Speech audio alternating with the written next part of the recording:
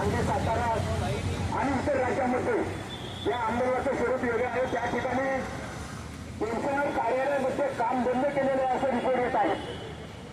तेव्हा आपण देखील या ठिकाणी जाता जाता एक इशारा देऊन जायचा आहे. जनसामान्य करून करण्याचा अधिकार आम्हाला देखील आहे. आम्ही या सरकारला, राज्य सरकारला काही मागत नाही किंवा केंद्र सरकारला देखील काही मागत नाही. हा कोणी कष्टकरी हा कोणाला भूतची माहिती नाही. त्यांनी एका हाताने नाही तर दोन हाताने दान केले त्याच्या रक्तामध्ये आहे. तेव्हा हा दान मागतो, कोणाला भूत मागत म्हणून त्याचा हक्क मागतो. आणि जर आम्ही नोकरी असताना आमच्या पेन्शन फंडामध्ये जे काय फंड कापला गेला आणि त्या फंडाचं साधं व्याज देणार नसाल तर याच्यासाठी याच्यापेक्षा जास्त मोठं शासन सुद्धा असू शकत नाही. आणि या देशाच्या नागरिकांवर होणारा हा मोठा विश्वासघात आहे.